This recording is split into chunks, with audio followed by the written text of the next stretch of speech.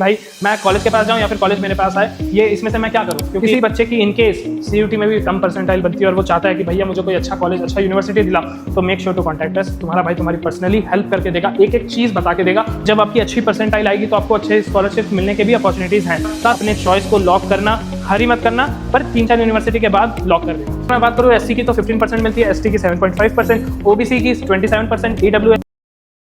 नमस्कार दोस्तों, तुम्हारा भाई आ चुका है सीयूटी काउंसलिंग का कंप्लीट गाइड लेकर, और इस वीडियो में वो सारी चीज़ें बताऊंगा कि कैसे ये एग्जाम्स कंडक्ट कराए जाते हैं, कौन कौन से कॉलेजेस आपको मिलते हैं, स्पेशली टॉप यूनिवर्सिटीज़ जो मिलते हैं यहाँ से, उसके लिए मैंने अलग से वीडियो आपके लिए बना लिया। तो जो बच्चे इंटरेस्टेड है वो वीडियो देखने में, वो वहाँ पर जाके देख सकते हैं चैनल के प्लेलिस्ट में। साथ ही में मैं यहाँ पर आपको समझाऊँगा कि ये एग्ज़ाम्स कि कौन कौन से क्राइटेरियाज होते हैं, और अगर आपको किसी भी कॉलेज के रिगार्डिंग कोई भी क्वेरी आ रही है तो please feel free to DM us, और हम ये सारी आपकी हेल्प करके देंगे फ्री में। हम कुछ चार्ज नहीं करते। तो इसी के साथ मैं वीडियो फटाफट से शुरू करता हूँ। तो चलो आ जाओ।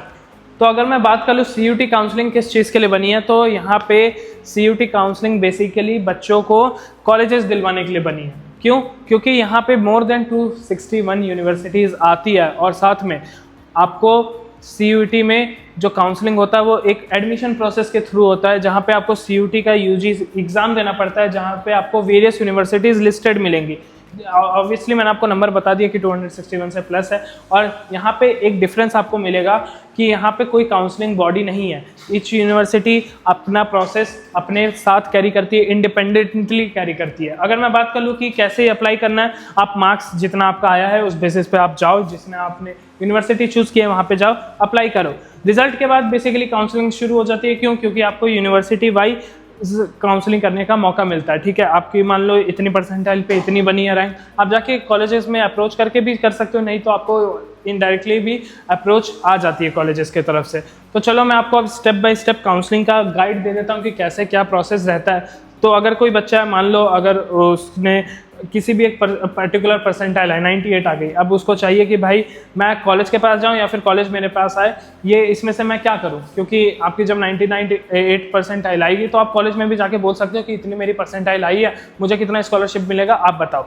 तो अगर मैं उस तरीके से बात कर लूँ तो चलो समझ लेते हैं। सबसे पहले आपको स्कोर कार्ड डाउनलोड कर लेना है, फिर आपको अपनी यूनिवर्सिटीज़ चूज़ कर लेने की इस स्कोर पे कौन सी यूनिवर्सिटीज़ मेरे लिए बेस्ट रहेंगी। और सबसे बड़ी बात कि जब आपकी अच्छी परसेंटाइल आएगी तो आपको अच्छे स्कॉलरशिप मिलने के भी अपॉर्चुनिटीज़ हैं। साथ में आप अपनी चॉइसेस फिल कर सकते हो और उसको लॉक कर सकते हो। अगर आपको सीट अलॉटमेंट राउंड्स में बैठना है, काउंसलिंग राउंड्स में बैठना है, तो मेरिट बेस्ड अलॉटमेंट में आप लिस्ट अपना चेक कर सकते हो। और सबसे बड़ी बात यह है कि आप सीट एक्सेप्ट कर लो और अपनी फ़ी पे कर लो और यूनिवर्सिटीज़ में एंट्री ले लो। अगर मैं बात कर लूँ कि यूनिवर्सिटी वाइज कौन कौन से काउंसलिंग पोर्टल्स हैं जहाँ पे आप अप्लाई कर सकते हो, तो ये सारे काउंसलिंग पोर्टल्स मैंने आपके लिए लिस्ट करके दिए हैं, आप यहाँ पे देख सकते हो। तो चलो सबसे पहले मैं बात कर लेता हूँ कि दिल्ली यूनिवर्सिटी में आप क्या कर सकते हो। यहाँ पे डायरेक्टली ऑफिशियल पोर्टल से ईच यूनिवर्सिटी के अप्लाई कर सकते हो। तो दिल्ली यूनिवर्सिटी की अगर मैं बात करूँ तो यहाँ पे आपका ये वेबसाइट है, यहाँ पे सीसैस पोर्टल पे जाके आप अप्लाई कर सकते हो। 3 फेज रजिस्ट्रेशन होता है, प्रीफरेंस आपको दी जाती है कि आप कौन कौन सा चूज़ कर रहे हो, कितनी आपकी सीयूटी में स्कोर बनी है, उस बेसिस पे फिर आपको अलॉटमेंट कर दी जाती है। अगर मैं बात करूँ जेएनयू की, तो ये वेबसाइट है, आपको यहाँ पे रजिस्टर करना पड़ेगा ऑनलाइन लास्ट डेट से पहले, और साथ में आपको यूजी कोर्सेज भी आप चूज कर सकते हो, क्योंकि यूजी के लिए बेसिकली बात कर लूँ अगर मैं जेएमआई की, तो यहाँ पे आपका ये वेबसाइट है, यहाँ पे जाके आप अप्लाई कर सकते हो। ऑनलाइन काउंसलिंग ये सारी चीज़ें यहाँ पे होती है।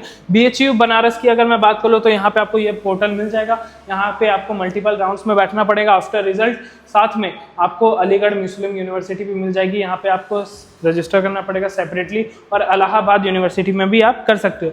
किसी बच्चे की इनकेस सीयूटी में भी कम परसेंटाइल बनती है और वो चाहता है कि भैया मुझे कोई अच्छा कॉलेज, अच्छा यूनिवर्सिटी दिला, तो make sure to contact us. तुम्हारा भाई तुम्हारी पर्सनली हेल्प करके देगा, एक एक चीज़ बता के देगा, और श्योरली एक पर्टिकुलर कॉलेज निकाल कर दूंगा, क्योंकि यही मेरा काम है। और ज़रूरी नहीं है कि गवर्नमेंट यूनिवर्सिटीज़ ही मिले, प्राइवेट यूनिवर्सिटीज़ भी मिलती है तो वो भी बेस्ट है, क्योंकि आपकी अच्छी स्कोर आई हो या फिर नहीं आई हो, आपके पास इक्वल और सेम अपॉर्चुनिटी है उस स्टूडेंट के जो अभी साथ में किसी अच्छे कॉलेज में पढ़ रहा है।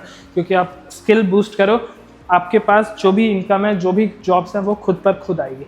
तो चलो अब आगे बात कर लेते हैं। अगर मैं बात कर लूँ डॉक्यूमेंट्स रिक्वायर्ड कि कौन कौन से डॉक्यूमेंट्स आपको चाहिए होते हैं काउंसलिंग के टाइम पे और काउंसलिंग से पहले, तो ये मैं आपसे गुजारिश करूँगा कि ये सारे जो डॉक्यूमेंट्स है वो आप काउंसलिंग से पहले अपने पास रख लेना। क्यों? क्योंकि काउंसलिंग के टाइम पे मान लो आपके पास ये डॉक्यूमेंट्स नहीं हुए तो आपकी सीट एलोकेशन फेल हो जाती है, कैंसिल कर दी जाती है सीट, और फिर बहुत सारे बच्चे आते हैं मेरे पास, भैया सीट एलोकेट नहीं हो पाई, अब क्या करूं। तो उस केस पे आपका उस सिनेरियो पे आप ना पहुंचो, तो ये सारी चीज़ें आप ध्यान में रखना। आपको आइडेंटिटी प्रूफ में आधार कार्ड या फिर पैन कार्ड कुछ भी चलेगा, क्लास 10th की मार्कशीट चाहिए, 12th की मार्कशीट चाहिए, साथ ही साथ पासपोर्ट फोटो तो चाहिए। अगर आप PWBD कोटा से आ रहे हो तो उसका सर्टिफिकेट चाहिए, और अगर मैं मान लूँ कि CUT का जो आपने स्कोर कार्ड निकाला है वो चाहिए। कैटेगरी सर्टिफिकेट तो चाहिए ही, अगर आप ST SC OBC EWS से आ रहे हो तो साथ में migration certificate from the school वो आपको चाहिए। तो चलो अब आगे बात कर लेते हैं। अगर मैं बात कर लूँ यहाँ पे रिजर्वेशन पॉलिसी की, मैंने आपको रिजर्वेशन का जो अलॉटमेंट सीट प्रोसेस है वो तो समझा दिया, पर अगर मैं रिजर्वेशन पॉलिसी की बात करूँ तो कौन सी सीट किसको कितनी दी जाती है। अगर मैं बात करूँ SC की तो 15% मिलती है, ST की 7.5%, OBC की 27%, EWS की 10%, और जनरल की अगर मैं बात करूँ तो 40% और PWBD की 5%। ठीक है, तो ये आपको इतनी यहाँ पे कोटा मिलती है अगर इन जनरल में बात करके चलूँ तो। देखो आपको कौन कौन से मिस्टेक्स अवॉइड करनी है और कौन कौन से प्रोसेस आपको अपनाने हैं वो मैं आपको यहाँ पे समझा देता हूँ। तो सबसे पहले मल्टीपल यूनिवर्सिटीज़ में अप्लाई करो, और इसीलिए मैं कह रहा हूँ कि हमसे कांटेक्ट करो, क्योंकि हम आपकी प्रॉपर हेल्प करके देंगे, चाहे वो कोई भी यूनिवर्सिटी हो या ना हो। कितने हम 3-4 यूनिवर्सिटी मिनिमम पिक करके चलते हैं ताकि स्टूडेंट का भी सेफ साइड रहे और वो अपने आप को उस पर्टिकुलर मार्क्स पे एक्सपेंड करके चलो। तो चलो उस पर बाद में भी बात कर लेंगे, आपको पता है कि क्या करना है, कहाँ DM करना है, ये सारी चीज़ें मैं डिस्क्रिप्शन में दे ही दूंगा। यूनिवर्सिटी की जब रजिस्ट्रेशन क्लोज होने वाली होती है उससे पहले ये सारी चीज़ें कर लेना, और साथ में अपना रैंक और कोर्स प्रेफरेंसेस केयरफुली चूज़ करना, क्योंकि बाद में कोई इशू ना आए, क्योंकि चेंज कराने में बहुत भाग दौड़ रहती है, इसलिए बता रहा हूँ। काउंसलिंग फ़ी आप पहले ही पे कर देना कुछ एडवांस, ताकि आपकी वो सीट रजिस्टर हो जाए।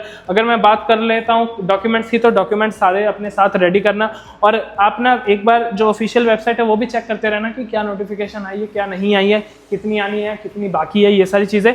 और एक बार सीट एलोकेट हो गई तो उसको लॉक करना मत भूलना, काउंसलिंग फ़ी जो कि मैं बता रहा हूँ वो।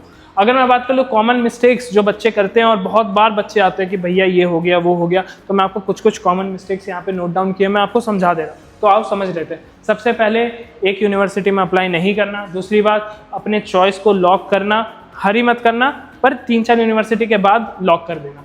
अगर मैं बात करूँ डेडलाइन को मिस मत करना। चौथी चीज़, अपने ब्लरी डॉक्यूमेंट और रॉन्ग डॉक्यूमेंट्स अपलोड मत करना। Clear fresh scan copy upload करना। अगर मैं बात कर लूँ यूनिवर्सिटी का पोर्टल बार बार चेक करते रहना, सेम चीज़ है। तो चलो आगे ही बढ़ जाते हैं। तो की टेक अवेज की अगर मैं बात कर लूँ तो आपको पता चल ही गया होगा कि CUT आपका सेंट्रलाइज पोर्टल नहीं है। अगर मैं बात कर लूँ अपने स्कोर कार्ड की, तो वो पहले से ही अपने पास रखना, सारे डॉक्यूमेंट्स अपने पास रखना। साथ ही साथ आपको एक्ट करने की ज़रूरत है जल्द से जल्द, ताकि आप अपनी सीट बुक कर सको, अपने आप को रजिस्टर कर सको। साथ में ऑफिशियल वेबसाइट को ही चेक करना। मुझे पता है कि मैं ये वीडियो पहले ही ला रहा हूँ CUT से, तो ये चीज़ आप ध्यान में रखना। चाहे आपको कोई कॉलेज मिले या ना मिले, तुम्हारा भाई तुम्हारे साथ है। चाहे कोई भी कॉलेज के लिए डाउट हो, कहीं भी रिगार्डिंग किसी भी चीज़ के आपको क्वेरी भी हो, तो please reach us out, I will there be to help you. And चलो इसी के साथ मिलते हैं नेक्स्ट वीडियो में, तब तक के लिए take care and good bye.